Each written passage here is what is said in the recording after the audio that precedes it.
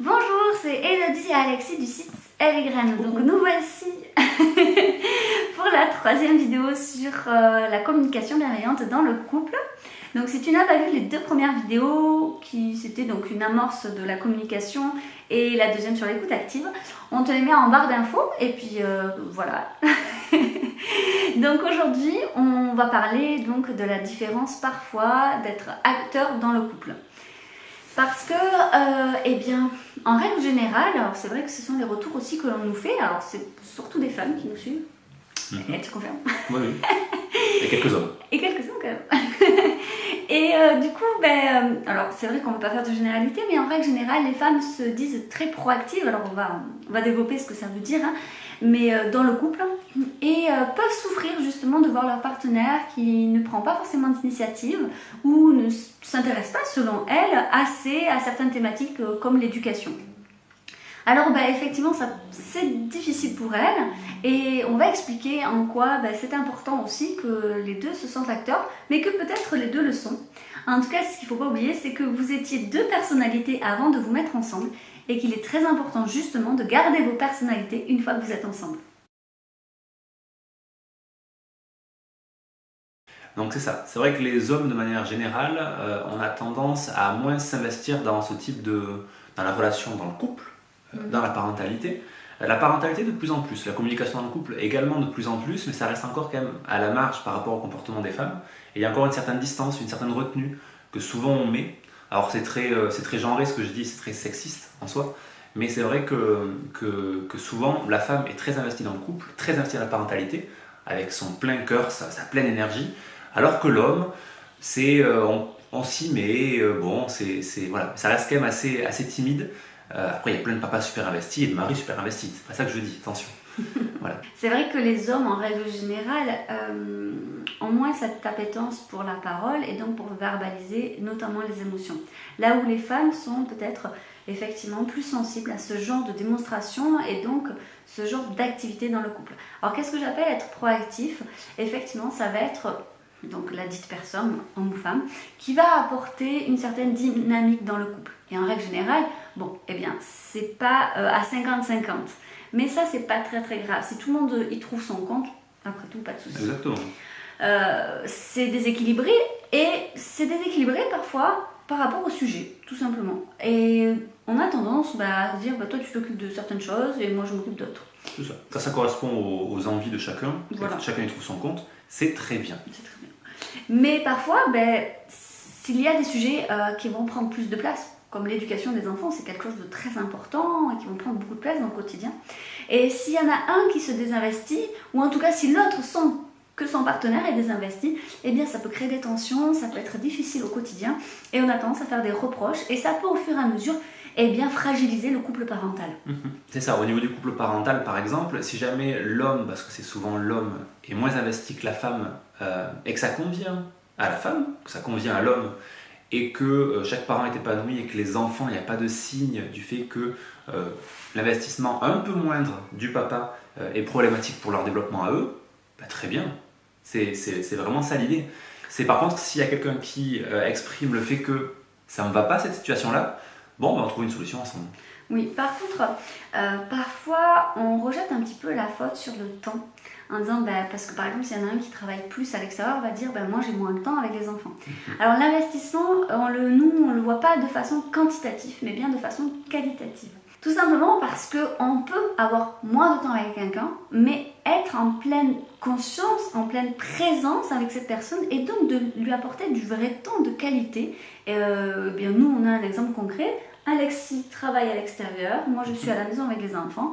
Ça ne l'empêche pas d'avoir de vrai temps de qualité avec les enfants et d'en profiter pleinement. Et je le sens pas désinvesti par exemple de son rôle de père, et pour autant, à part le week-end, tu es très très présent à la maison.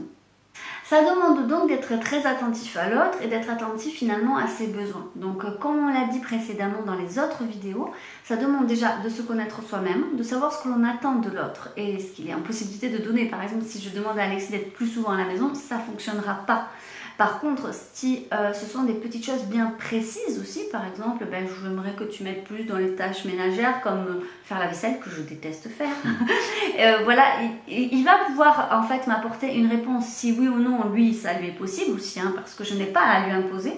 Et de voir si c'est pas possible, qu'est-ce qu'il peut me proposer en fait, hein, et on discute comme ça ensemble, et pour que moi, si je souffrais de son manque d'activité et de proactivité dans le couple, eh bien ça me permettrait effectivement de me sentir déjà rassurée sur son envie forcément de s'investir auprès des enfants, auprès de la maison, enfin voilà, et puis aussi de me sentir un peu moins sous pression, de me sentir écoutée, et d'avoir aussi peut-être moins de charge mentale. Et c'est là aussi qu'il faut vraiment égaliser la relation, c'est-à-dire que c'est pas à la femme d'avoir la gestion de la maison et des enfants, et du coup à nous dire il faut que tu fasses plus ça, etc. etc. Ou la vaisselle, ou s'occuper des enfants. Il faut réussir, nous en tant qu'hommes, parce que c'est souvent le cas, le déficit se fait souvent de ce côté-là, à être pleinement investi dans la vie de sa maison. On est autant responsable de nos enfants et de la maison que notre compagne, et donc du coup, il faut vraiment casser cette relation-là qui existe dans notre esprit à nous. Il faut vraiment réussir en tant qu'homme à être pleinement acteur de notre vie de couple, de manière épanouissante pour nous et pour notre femme, de papa et d'homme à la maison, ou etc., etc. Surtout que je rebondirais que la plupart des femmes, moi y compris avant mon congé parental, je travaillais. En règle générale, les femmes ont aussi un métier, ont aussi des horaires de travail, et du coup, elles sont tout autant à l'extérieur. Alors, après, dans la réalité, il me semble que d'après les statistiques, elles partent un peu plus tôt pour aller chercher les enfants ou ce genre de choses. Mais ça n'empêche pas qu'au jour d'aujourd'hui, il y a encore une vraie inégalité dans le partage de la charge mentale, du quotidien par rapport aux tâches ménagères, parce qu'une maison, hein, enfin un appartement, qu'importe où vous vivez, eh bien, ça demande un certain investissement, et au niveau des enfants, bien sûr. C'est d'ailleurs révélateur dans plein de sphères. Et même si le papa ou la maman est moins présent à la maison en termes de temps parce qu'il travaille à l'extérieur alors que la femme ou l'homme garde les enfants à la maison ou etc., etc., même si on a moins de temps disponible, ça ne dédouane pas du fait de prendre toute sa charge au niveau des tâches ménagères, au niveau des enfants, etc. Et ne pas se cantonner à ce qu'on nous demande de faire parce qu'on est moins présent, mais vraiment être un des deux cerveaux qui réfléchissent. Bon, ok, je suis poussé à l'extérieur, donc du coup j'ai moins de temps à filer, mais je suis acteur là-dedans. Prendre des initiatives. Ouais, et puis même prendre complètement la gestion du quotidien de la famille.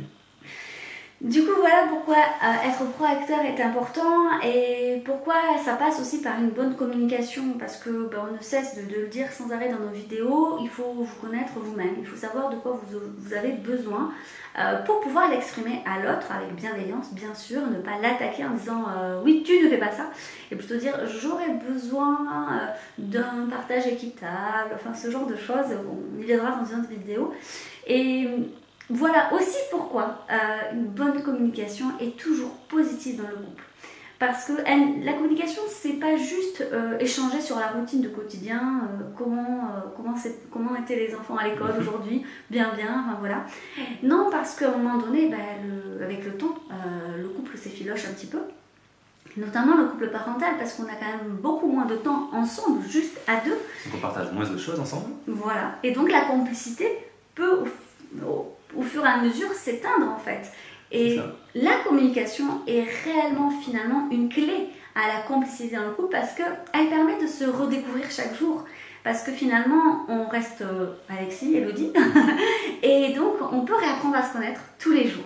Et c'est ça qui est important. En fait, c'est une voie pour améliorer la relation au sein du couple. Pour améliorer la relation, il y a l'effet de partager des activités ensemble qui sont plaisantes. La communication, ça rentre clairement dans ce cadre-là.